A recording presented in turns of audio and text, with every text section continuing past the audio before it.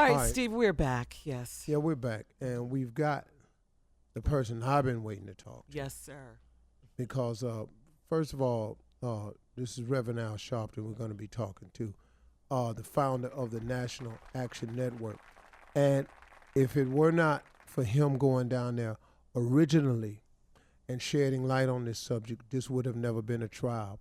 So he has been involved from the very beginning.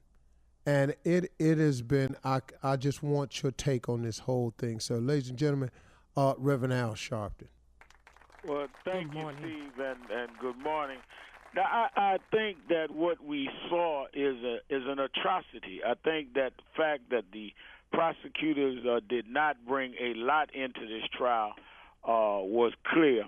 The bad news, of course, is that it makes all of us vulnerable now.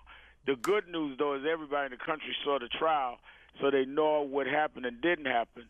So it uses it as the basis now to go to step 2 or plan B, which was always asking for the federal government to come in and bring civil rights investigations on protecting the rights of Trayvon Martin. Trayvon Martin had the civil right to go home. That was not tried in this case. They only dealt with the shooting and the murder part.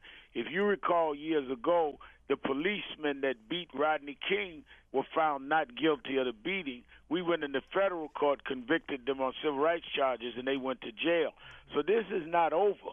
We made this request. The family and I and the Attorney Crump met with the U.S. Attorney down there, the federal authorities, in the beginning when I first went down and held the demonstrations.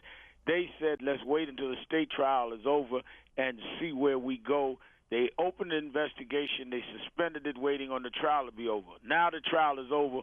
We want them to pick up that investigation and move forward like they did in Rodney King. So this Saturday, Steve, in 100 cities, National Action Network, we're having vigils in front of in front of federal offices, federal buildings, wherever people are, asking them to come out and join us in these vigils, calling for the federal government to come in. Okay, now, Reverend Al, what I need for you to do is give me the cities that you are asking to. And if any of these cities, which I'm sure it is in the 62 win, then we're going to have the people out there to help support well, it. most of them are in the 62. People can go to nationalactionnetwork.net on the website to see the cities that are in. It's 100 cities, so I couldn't list all 100, but if it's for Chicago, Detroit, Atlanta, everywhere, there are cities, and we posted them on nationalactionnetwork.net, and we're receiving people that are calling us saying, I want to do it in my town. And we're posting it, we're redoing it every 2 hours, because every city has a federal building or a federal courthouse.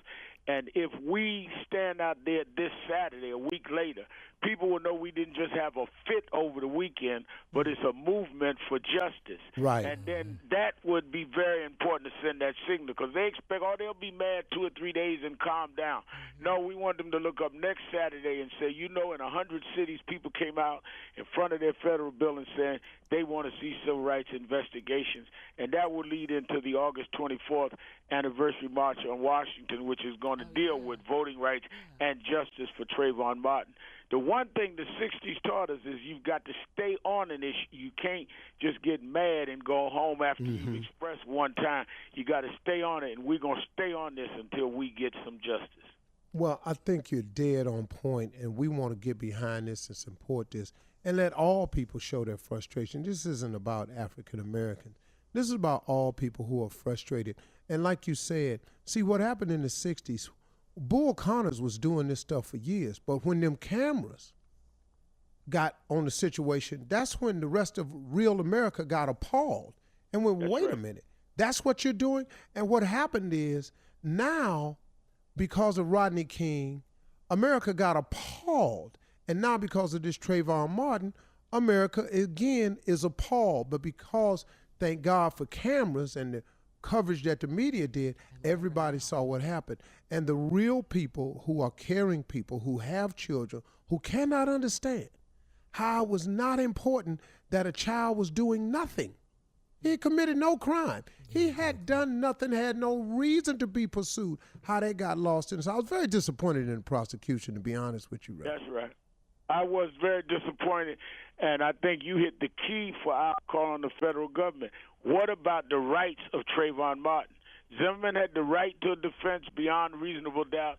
Now we've got to deal with the federal right of a kid to go home with a bottle of iced tea and some Skittles.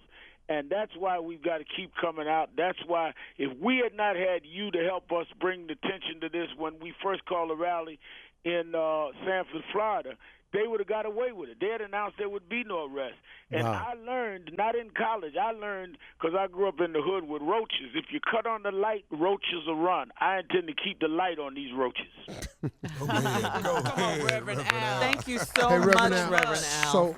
So now we have something that we can do, everybody. I'm talking to everybody. I'm talking to all of mankind who's frustrated by this. We have something we can do, a very peaceful demonstration to the federal government that we now want you to do what you promised you do. But not what you promised, but by law what's right and what's owed to a victim who could not speak up for himself. See, if George Zimmerman had the right to defend himself, don't Trayvon Martin, who was just going home, had a right to defend himself? I don't see how the trial. Oh man, they did a slick thing, boy. They turned this thing around, man. I was so mad. I'm gonna just be honest with you, Reverend. I really would have done a better job. You're listening to the Steve Harvey Morning Show. Estimate. Prosecutor. I just would have done a better job. No doubt Emotionally. Oh, no doubt about it. And you just said the key. It's like the only one that had a right to self-defense was Zimmerman. What about the right of this boy who, first of all, was not even talking to a policeman? Zimmerman had no right to stop him. He's not even a cop. Yes. That's right. A wannabe. Yes. Wannabe You a cop, damn playing neighborhood watchman playing. And I tell you what disturbed me, Reverend.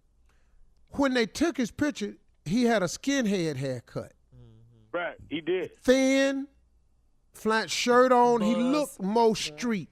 Now, as the trial go on, they done put the weight on this little fat boy so he looked like he riding a damn John Deere with some sandals on in the front yard. Got a part put in hair brushed to the side so he could look like a middle-aged man. Right. George Zimmerman was a young, grown man who killed a child. Yes. And that never, Period. ever got bought out. This young man was just a child, and he was committing no crime at all. And he did. Exactly right. And how the hell, let me ask you something, Reverend, because I was going to ask Ryan, but this be better with you. Let me ask you a question, man.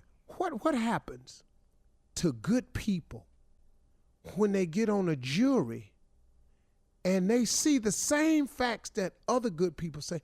What happens to the mindset of a jury that see the same thing that we see, hear the same case, but can come away like this? What is that? I mean, I really am very curious myself to see when they ever will let these jurors become public and explain how you can sit there and listen to where even this prosecution, which was not good, say and expose 6 or 7 different lies, and you still say that this guy had the right to kill somebody. We're not talking about hurt somebody, kill somebody. I don't know what happens when you get in a room and lose the courage to say, but wait a minute, you cannot give the guy a benefit of the doubt that lied all the way through and that was allowed to go home before we even had the identity of the young boy in the slab. Like you said, this was a child. What happens to policemen that say, you killed this kid, we don't even know who he is, and we're going to take your word for it and let you go before we even identify who we have in the morgue? That's how cheap they use the value of this boy's life. That's why I'm not going to let this go until we get to the bottom of a just end on this situation. We got to keep moving. Thank you, Sir, Reverend Al. thank you very much. Yes. All right. Appreciate you as You're always. listening We're going to to send the everybody Harvey to the Morning Show. National Action Network.net. Is that it? That's correct. That's National Action Network.net. Steve Harvey Nation, let's go. We got something to do. Go to the National Action Network.net and find out where we will be doing very peaceful, very dignified demonstrations and request that our government now step in, as by law they should, to address now the rights of Trayvon Martin. We've dealt with the right of George Zimmerman. But now let's get the real story told. Why this young boy was not allowed to go to the store and just return home, of committing no crime, why does he have to die? That just don't make no damn sense to me. No. I He cannot. didn't deserve that. He did not deserve If that. George To the Zimmerman heart. had just did what they told him to do, Stay in the Trayvon car. Martin is alive. But guess what? And no crime would have been committed. He would have went home and finished watching TV like he was doing when he went for the commercial break. Wow. Man, this kid wasn't out there doing a doggone thing. This is Now he back appalling. at home and getting his gun back. He can Oh, go back Zimmerman, to work now. yeah. Yeah. Yeah. Well, Get we're his going to weapon fight it. back. Thank you, Steve. We love you. Thank you. We love you too, Love sir. you, Reverend Al. Man, that boy, Reverend Al. Reverend Al. Thank you, Reverend. Thank you. You're listening to the Steve Harvey Morning Show.